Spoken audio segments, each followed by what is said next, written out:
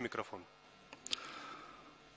Урматтуу Чыңгыз Азаматович, мен бир нерсени тактайын деп атам. Жыйын ачык өтүп атабы же жабык өтүп атабы? Ачык.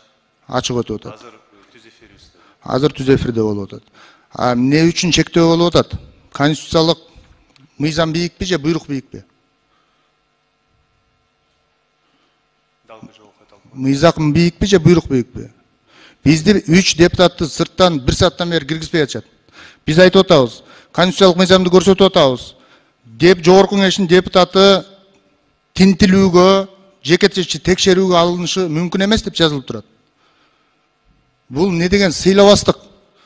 Бул не деген парламенттин үстүнөн басмырлоо?